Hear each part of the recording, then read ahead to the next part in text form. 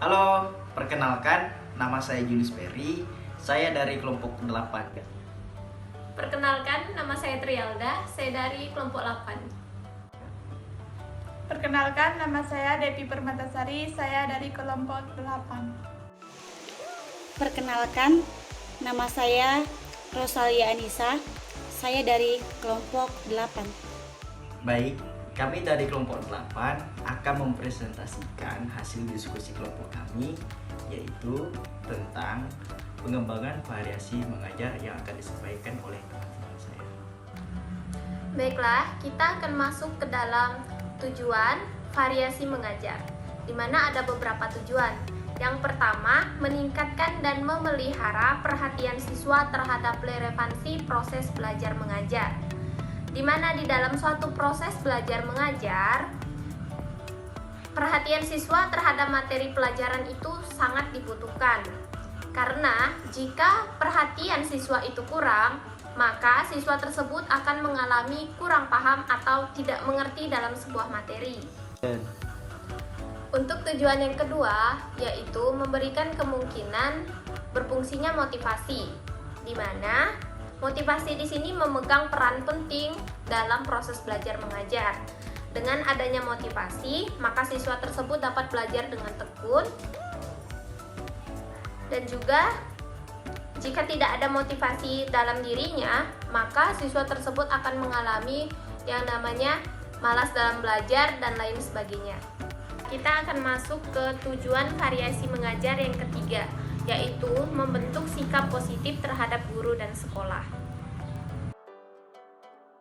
Untuk tujuan variasi mengajar yang keempat, di sini adalah memberikan kemungkinan fasilitas dan pilihan belajar mengajar individu, di mana kita sebagai seorang guru dituntut untuk mempunyai berbagai keterampilan yang mendukung tugasnya dalam mengajar. Nah, penugasan metode mengajar yang dituntut kepada guru tidak hanya satu atau dua metode, tetapi banyak dari itu. Terima kasih. Masuk ke pengembangan variasi mengajar. Variasi mengajar adalah suatu kegiatan guru dalam konteks proses interaksi belajar mengajar yang ditunjukkan untuk mengatasi kebosanan siswa, sehingga dalam situasi belajar mengajar, siswa senantiasa menunjukkan ketekunan, antusiasme, serta penuh partisipasi. Terima kasih. Baik, di sini saya akan menjelaskan tentang prinsip penggunaan. Yang pertama, dalam menggunakan keterampilan variasi, sebaiknya semua variasi digunakan demi untuk mencapai tujuan belajar, di mana dalam proses belajar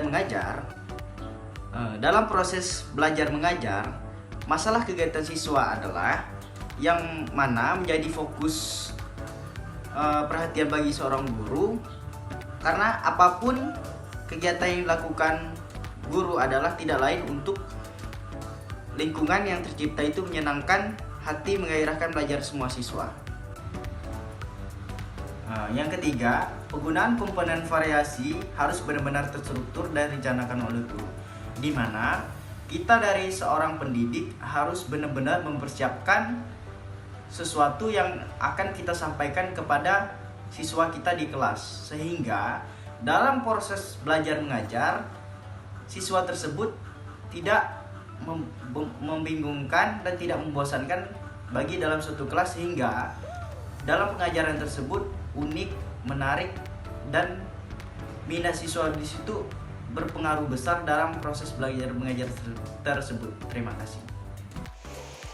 Baiklah, di sini saya akan menjelaskan di bagian komponen-komponen variasi mengajar, di mana ada beberapa komponen. Yang pertama, variasi dalam gaya mengajar, di mana kita sebagai seorang pendidik harus memiliki variasi gaya dalam mengajar atau menyampaikan sesuatu kepada siswa atau peserta didik, bagaimana strategi kita atau cara kita untuk mengajar agar dapat mereka pahami dan dapat mereka mengerti.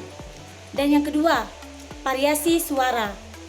Ada juga variasi memusatkan perhatian, di mana di sini kita sebagai seorang guru atau calon seorang guru harus bisa menarik simpati siswa agar mereka dapat terpusat perhatiannya kepada kita sebagai pendidik, di mana ada membuat kesenyapan sejenak.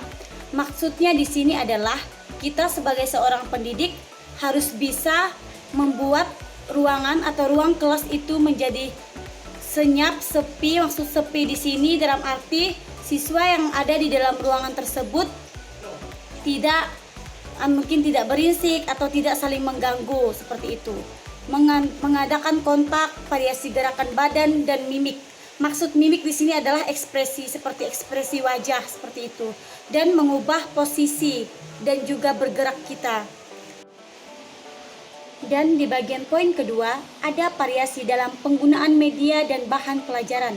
Seperti yang pertama, variasi media pandang atau visual, variasi media dengar atau audio, variasi alat yang dapat didengar, dilihat dan diraba atau audio dan visual, variasi alat yang dapat diraba dan dimanipulasi dan didengar atau motorik, variasi dalam pola interaksi dalam sebuah kegiatan. Sekian penjelasan saya ucapkan terima kasih. Baik teman-teman, sekian presentasi dari kelompok kami. Jika ada kata-kata yang salah atau menyakiti hati teman-teman, mohon dimaafkan. Saya selaku moderator mengucapkan banyak terima kasih kepada teman-teman.